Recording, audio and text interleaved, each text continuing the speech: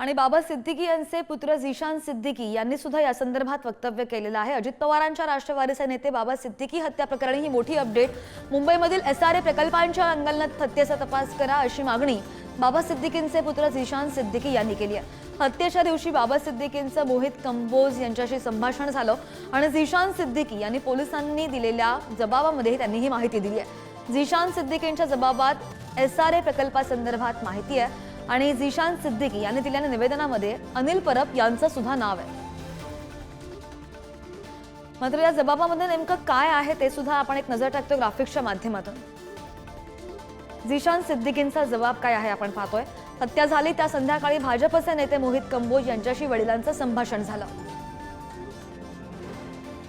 SRA प्रकल्पाचा उल्लेख तपासामध्ये पूर्णपणे वगळण्यात आला।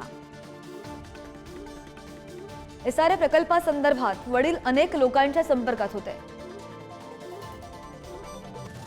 अनमोल बिश्नोई किंवा सलमान खानच्या मैत्री संदर्भात त्यांनी उल्लेख केलेला नाही।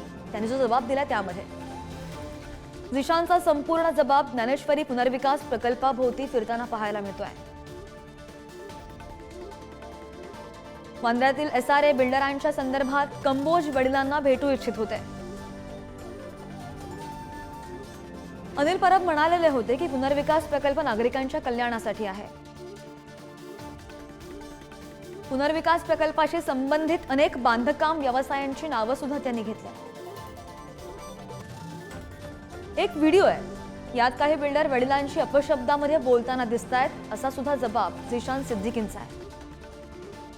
हत्येच्या दिवशी रेस्टॉरंटमध्ये असताना वडिलांना गोळ्या लागल्याची माहिती।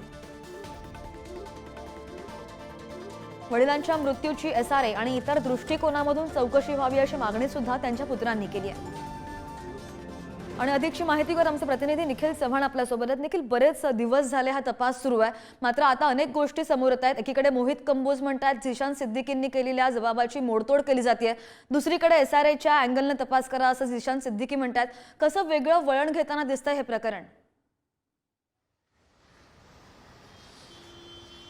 नक्कीच श्रद्धा, आपण पाहिलं तर झिशान सिद्दीकी यांनी जो जबाब दिलेला आहे आणि जे निवेदन दिलेलं आहे यामध्ये ज्यांनी जे नमूद केलेलं आहे त्याच्या माध्यमातून बाबा सिद्दीकी यांच्यावरती हल्ला झाला। त्याच्यानंतर पोलिसांनी आहे ते बिश्नोई गँगशी कनेक्शन घेऊन हा संपूर्ण जो तपास आहे तो केलेला होता, परंतु SRAच्या अँगलने कुठलाही तपास केलेला नाहीये। त्यामुळे SRAच्या अँगलने तपास व्हावा असं आता झिशान सिद्दीकी आहे ते त्यांच्या वतीने पोलिसांना सांगण्यात आलेलं आहे। परंतु जर हे प्रकरण पाहिलं तर याच प्रकरणामध्ये SRAचा म्हणजे संत ज्ञानेश्वर चाळ आहे त्याच्या पुनर्विकासाचा हा संपूर्णपणे प्रश्न होता आणि त्या संदर्भात झिशान सिद्दीकी यांच्यावरती देखील गुन्हा आहे तो दाखल करण्यात आलेला होता। परंतु याच झोपडपट्टीचा विकास व्हावा असं या ठिकाणी बाबा सिद्दीकी यांना देखील वाटत होतं आणि त्याच्यामध्ये अनिल परब आहेत त्यांना देखील वाटत होतं। या संदर्भात देखील त्यांची चर्चा झालेली होती असं देखील या निवेदनामध्ये म्हटलेलं आहे। तर या ठिकाणी मोहित कंबोज यांचं नाव घेण्यात आलेलं आहे, ते म्हणजे काही तासांपूर्वी त्यांच्याशी बोलणं झालेलं होतं, परंतु मोहित कंबोज यांनी ते आता स्पष्टीकरण दिलेलं आहे की